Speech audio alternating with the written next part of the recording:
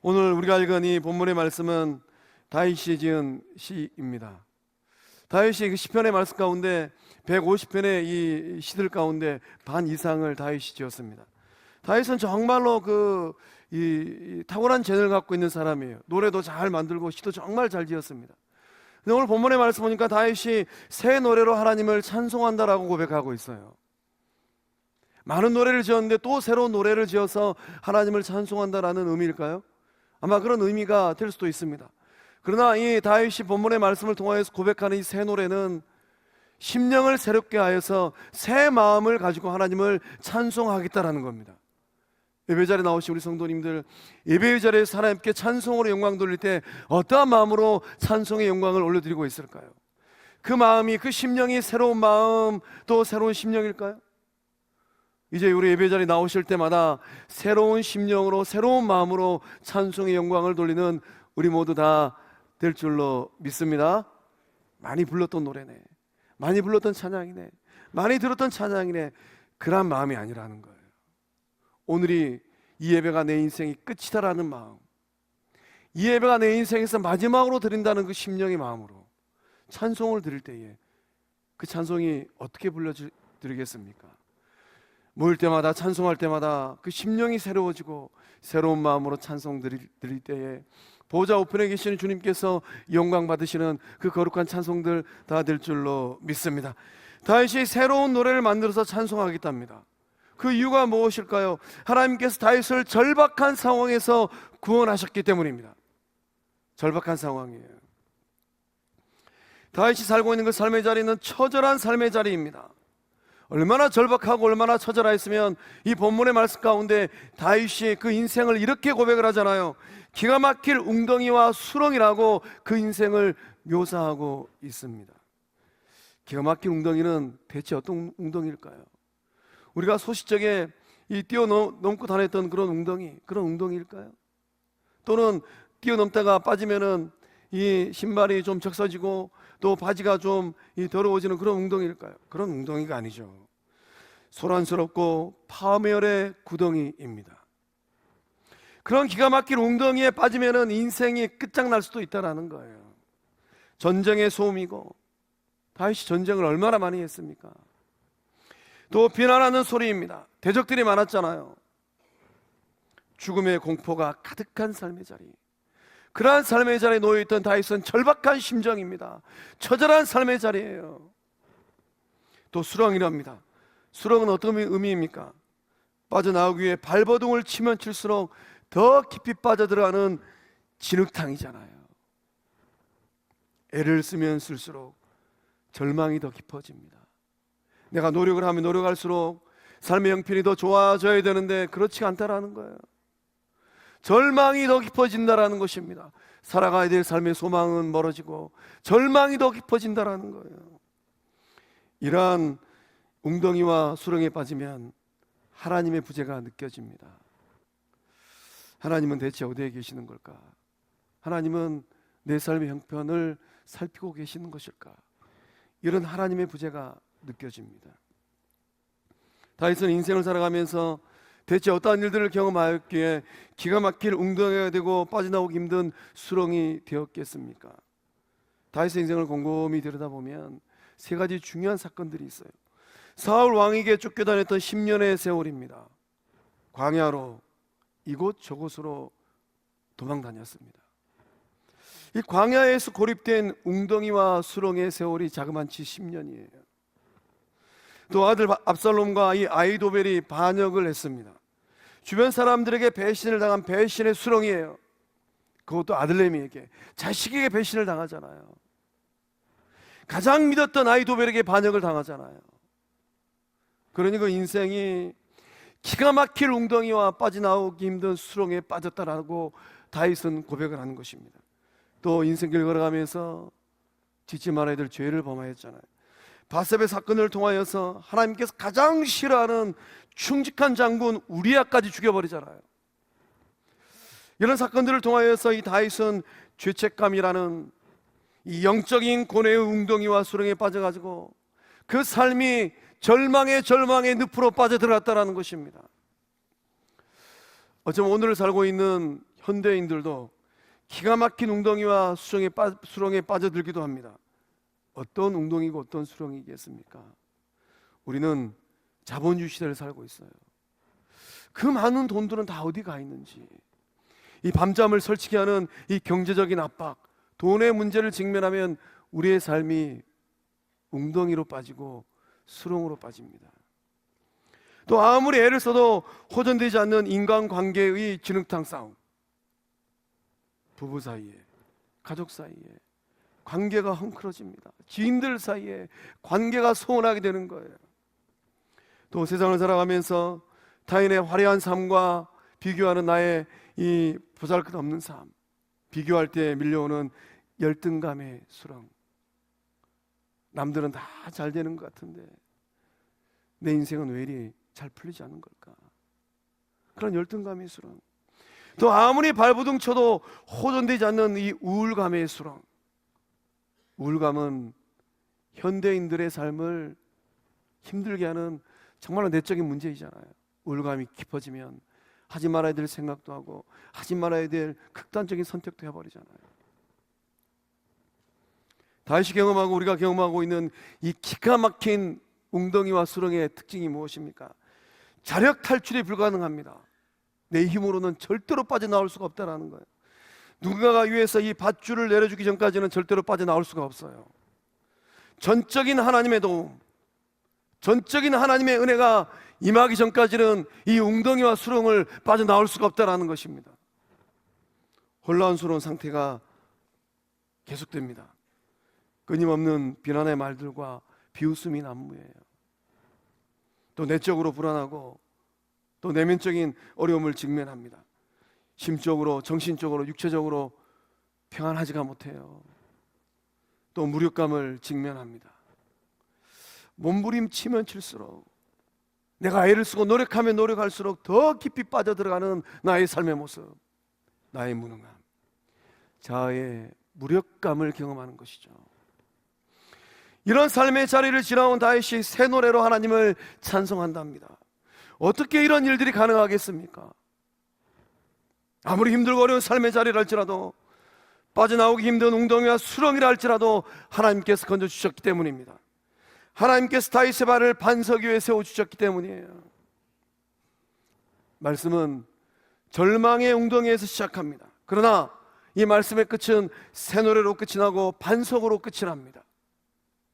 그 은혜가 2026년도를 살아갈 성도님들의 인생에 복이 되어주고, 여러분의 인생이 다 끝나가는 그날 내 인생은 절망의 웅덩이에 시작하였지만은 반석으로 인생이 끝이 나는구나, 그 고백이 성도님들의 인생에 진정성 있는 고백 될 수 있기를 주의 이름으로 축복합니다. 하나님은 어떤 일을 행하실까요? 여러분의 삶이 기가 막히는 웅덩이에 빠지고 수렁에 빠진다 할지라도 여러분을 돕고 여러분을 끌어올릴 많은 생각을 하나님께서 하고 계신 줄로 믿습니다.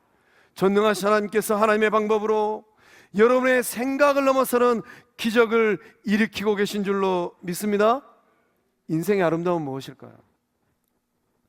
내가 힘들고 아프고 괴로울 때 누군가 나를 생각하는 겁니다. 누군가 나를 돕기 위해서 골똘하게 생각하는 거예요. 나를 도와줄 방도를 찾기 위해서 애를 쓰는 겁니다. 여러분을 향하신 하나님의 생각이 그러한 줄로 믿습니다. 세상에 있는 많은 사람들, 설령 내 가까이 있는 사람들이 힘들고 어려운 내 삶을 바라보면서 생각을 단 1도 하지 않는다 하더라도 성도님들께서 아버지라고 부르시는 전능하신 하나님께서 성도님들을 생각하고 성도님들을 위하여서 많은 수를 계산하고 계신 줄로 믿습니다. 하나님께서 기적을 일으켜 주시는 그날 수렁에서 반석으로 올라오고 새 노래로 찬송 돌리는 은혜의 삶들이 다 되실 줄로 믿습니다. 나의 발을 반석 위에 세워주시는 하나님, 나를 위해서 기적을 베풀어 주시는 하나님, 나를 위해 많은 생각을 하시는 하나님, 나를 구원하시는 그 하나님을 만나실 줄로 믿습니다. 그 하나님을 만나면 새 노래를 부르게 됩니다. 심령이 새롭게 되고 새로운 마음으로 하나님을 찬송하게 된다는 거예요. 여러분의 삶 가운데 그러한 복이 임할 줄로 믿습니다.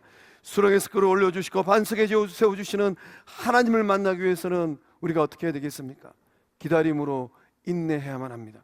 우리 1절의 말씀을 함께 읽어보겠습니다. 시작. 내가 여호와를 기다리고 기다렸더니 귀를 기울이사 나의 부르짖음을 들으셨도다. 아멘. 이 웅덩이와 수렁에 빠져있는 이 다윗이 가장 먼저 한 일은 무엇입니까? 기다리는 일입니다. 그 본문의 말씀에 이 기다리고 기다렸더니 반복해서 고백하고 있어요. 다윗은 어떤 마음으로 기다렸을까요? 그냥 기다린 게 아닙니다. 단순히 시간이 흘러가기를 넋놓고 기다린 게 아니에요. 막연한 기다림이 아닙니다. 아니면 말고식의 기다림이 아니라는 거예요. 소망을 가지고 기다렸습니다. 이 밧줄이 팽팽하게 당겨지듯 그런 팽팽한 인내함과 또 참을성을 가지고 전능하신 하나님을 기다렸다라는 거예요. 하나님께서 반드시 응답하시고 역사하신다는 확고한 신앙을 가지고 기다렸다라는 것입니다. 부르짖는 기도를 올려드리면서 기다렸다라는 거예요. 예배자리에 나오신 성도님들은 기가 막힌 웅덩이에 빠지고 수렁에 빠졌을 때에 하나님을 어떻게 기다리고 계셨을까요? 부르짖는 기도, 간구하는 기도를 드리면서 기다리고 기다리십시오.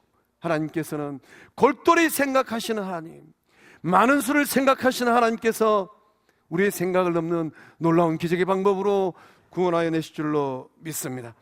수렁에서 반석으로 절망해서 새 노래를 부르는 삶이 되기 위해서는 또한 어떻게 해야 됩니까? 말씀의 귀를 열고 순종해야만 합니다. 6절의 말씀을 함께 읽어보도록 하겠습니다. 시작. 주께서 내 귀를 통하여 내게 들려주시기를 제사와 예물을 기뻐하지 아니하시며 번제와 속죄제를 요구하지 아니하신다 하신지라. 아멘. 다윗이 어떤 고백을 합니까? 하나님께서 다윗의 귀를 열어주셨답니다. 주께서 내 귀를 통하여. 다윗은 하나님의 음성을 들었어요. 과연 그렇다면 시간의 차이는 있지만은 한 인간 존재로 살았던 다윗과 예수 그리스도를 통하여 구속의 은혜를 받은 저와 여러분은 어떤 차이가 있을까요? 다윗이 그 마음을 열어서 하나님의 음성을 들었다면 오늘 예배 자리에 나오신 성도님들은 더욱더 놀라운 하나님의 음성을 들어야 될 줄로 믿습니다. 다윗은 하나님께서 원하시는 것이 무엇인지 깨달았어요. 내게 들려주시기를 제사와 예물을 기뻐하지 아니하시며 번제와 속죄제를 요구하지 아니하신다. 하나님은 이 종교적이고 형식적인 예배, 신령과 진정으로 드리지 않는 예배, 껍데기만 남은 제사와 예배를 기뻐하지 않으십니다. 받지 않으십니다. 하나님께서 기뻐하시는 것, 하나님께서 원하시는 것은 짐승의 피가 아니에요. 늘상 잡았던 송아지, 또 숫소, 늘상 잡았던 또 순양, 순염소, 그 피비린내가 진동하는 마음이 단일도 담겨있지 않는 그런 예배 하나님께서 기뻐하지 않으십니다. 하나님의 말씀을 듣는 귀, 하나님의 말씀에 즐거이 순종하는 그 마음, 그 귀와 그 마음을 하나님께서 기뻐하신 줄로 믿습니다. 그래서 다윗이 8절 말씀에 이런 고백을 합니다. 나의 하나님이여. 하나님을 어떻게 고백합니까? 나의 하나님이라고 고백하고 있잖아요. 우리는 하나님을 어떻게 고백해야 될까요? 앞에 서 있는 최종배의 하나님이 아니잖아요. 다윗이 하나님이 아니고 우리 성도님들의 인생길 가운데 동행하신 하나님, 나의 하나님, 그 하나님을 만나고 계신 줄로 믿습니다. 그 하나님을 찾고 계신 줄로 믿습니다. 내가 주의 뜻 행하기를 즐기오니 주의 법이 나의 심중에 있나이다. 주의 법이, 하나님의 말씀이 다윗의 심중에 있답니다. 예배자리에 나오신 성도님들, 그 마음에 무엇이 있을까요? 하나님께서 원하시는 것은 하나님의 뜻을 삶 속에 행하는 것입니다. 예배 따로 삶 따로가 아니라는 거예요. 내 삶이 곧 예배가 되고 예배가 곧 삶이 되는 것입니다. 귀를 열어서 하나님의 말씀을 듣는 거예요. 마음을 열어서 하나님의 말씀을 품는 것입니다. 세상의 수많은 말들을 그 마음에 품는 것이 아니라 하나님의 말씀, 예수님의 말씀, 성령님의 말씀을 마음에 품는 거라는 거예요. 마음을 열고 세미하게 말씀하시는 하나님의 음성을 듣는 겁니다. 하나님의 말씀이 여러분의 마음에 새겨지는 은혜, 그 말씀을 따라 순종하는 은혜가 인생의 큰 분복 될 줄로 믿습니다. 또 수렁에 빠져나온 이 은혜를 받고 난 이후에 성도는 어떠한 삶을 살아내야 되겠습니까? 받은 은혜를 간증해야만 합니다. 우리 9절의 말씀을 함께 읽어보겠습니다. 시작. 내가 많은 회중 가운데에서 의의 기쁜 소식을 전하였나이다. 여호와여, 내가 내 입술을 닫지 아니할 줄을 주께서 아시나이다. 아멘. 다윗은 어떤 고백을 합니까?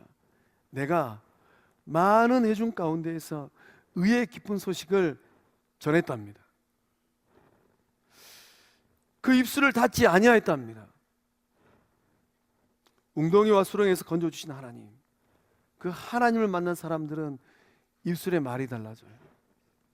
구원의 역사를 경험한 사람들은 입술의 말에 변화가 일어납니다. 하나님의 사랑을 경험하고 예수님의 사랑을 경험하고 지금도 내 마음을 두들기면서 말씀하시는 성령을 경험한 사람들은 입술의 말이 달라진다는 거예요. 많은 회중 앞에서, 만나는 사람들 앞에서 받은 은혜를 고백하고 간증한다라는 거예요. 하나님께서 행하신 공의와 정의를 다윗이 고백합니다. 기가 막힌 웅덩이, 빠져나올 수 없는 그 수렁, 수많은 비난의 말들, 다윗을 죽이려고 했던 음모들, 공의의 하나님, 정의의 하나님께서 다윗을 지키셨잖아요. 그 하나님을 고백하는 거예요. 하나님께서 행하신 구원의 기쁜 소식을 널리 전파한답니다. 내가 만난 하나님을 진솔하게 간증한다라는 거예요. 살아계신 하나님을 만나는 것이 얼마나 좋으면 그 얼굴이 환해집니다. 예수님이 생각하면 얼굴이 빛이 나는 거예요. 성령님의 그 충만을 받으면, 성령의 불을 받으면 그 얼굴의 빛 색깔이 달라진다는 것입니다. 비록 내 삶의 자리가 힘들고 어렵다 하더라도 나의 삶을 구원하여 주신 하나님, 웅덩이에서 수렁에서 건져주신 하나님, 그 하나님의 구원의 기쁜 소식을 널리 전파한다라는 것입니다. 다윗은 10절 말씀을 통하여서 이런 고백을 합니다. 내가 주의 공의를 내 심중에 숨기지 아니하고 주의 성실과 구원을 선포하였으며 내가 주의 인자와 진리를 많은 회중 가운데서 감추지 아니하였나이다. 오늘 우리의 문제는 무엇일까요? 현대 그리스도인들은 어떤 문제를 안고 있을까요? 받은 은혜가 있으면 그 심중에 숨겨버리는 게 문제이지 않을까요? 받은 구원의 은혜가 있다면 감추어버리는 게 문제이지 않을까요? 한 달란트 받았던 악하고 게으른 종처럼 주님께 받은 은혜가 있다면 땅에 묻는 것이 아니라 그것을 활용하여서 더 큰 영광을 나타내고 돌려야 되는데 다 감춰버리고 다 숨겨버립니다. 그러나 은혜가 임하고, 그러나 예수님을 만나면 주님의 성실과 구원을 선포할 줄로 믿습니다. 받은 은혜를 숨기고 감추는 것은 하나님의 뜻이 아니에요. 받은 은혜를 선포하는 삶, 받은 은혜를 간증하는 삶, 받은 은혜를 고백하는 삶이 바로 하나님의 뜻인 줄로 믿습니다. 지금껏 받은 은혜가 있으실까요? 웅덩이와 수렁에 빠진 사람들에게 전할 수 있는 희망의 밧줄, 그 밧줄이 중요합니다. 여러분이 만난 하나님을 간증하는 것, 그것이 바로 희망의 밧줄이 됩니다. 여러분이 받은 은혜를 나누는 것, 그것이 바로 희망의 밧줄이 되는 거예요. 간증은, 고백은, 선포는 고통 가운데 있는 영혼들을 향한 희망의 밧줄입니다. 여러분이 이겨낸 우울증이 있을까요? 여러분이 이겨낸 경제적인 고난이 있을까요? 여러분이 이겨낸 관계적인 어려움이 있을까요? 하나님께서 도와주시고 예수님께서 붙들어주시고 성령께서 성령의 불을 내려주신 그날 우울증도 이겨내고 경제적인 고난도 해결하고 관계적인 어려움도 제가 해결을 맡게 되었습니다. 그런 것들이 있다면 선포하고 간증하고 나누세요. 하나님께 내 삶에 어떻게 역사하셨는지, 그런 은혜를 나눌 때 듣는 이들의 마음 가운데 희망의 밧줄이 내리고 생명의 밧줄이 내리고 소망의 밧줄이 내려질 줄로 믿습니다. 1873년 법률가의 인생을 살았던 이 호레이쇼 스패포드는 정말로 절망의 일을 경험하게 되었습니다. 선박 사고가 났는데 그 선박에 누가 타고 있었느냐? 아내와 4명의 딸이 타고 있었답니다. 그 선박 사고에서 구사일생으로 살아남은 아내가 이 남편 호레이쇼 스패포드에게 전보를 칩니다. 여보, 저만 살아남았습니다. 그 선박 사고로 화면에 보시는 4명의 딸들이 하나님의 나라로 갔다라는 거예요. 비통한 마음, 고통의 마음으로 이 아버지가 이 사고 지점을 지나갈 때에 그 속으로 울부짖을 수밖에 없었습니다. 기가 막힐 웅동에 빠진 그 삶, 한날 한시에 4명의 딸들을 다 잃어버린 아버지의 그 고통과 절규, 그래서 어떻게 표현할 수 있겠어요? 이 절망의 수렁 한복판을 지나가는데 하나님께서 기적 같은 평안을 주셨답니다. 그날 이 호레이쇼 스패포드는 하나님이 주시는 이 평안을 경험하고 펜을 끄집어내 가지고 시를 써내려갔답니다. 어떤 시를 썼겠습니까? 내 평생에 가는 길 순탄하여 늘 잔잔한 강 같든지 큰 풍파로 무섭고 어렵든지 내 영혼은 평안하다.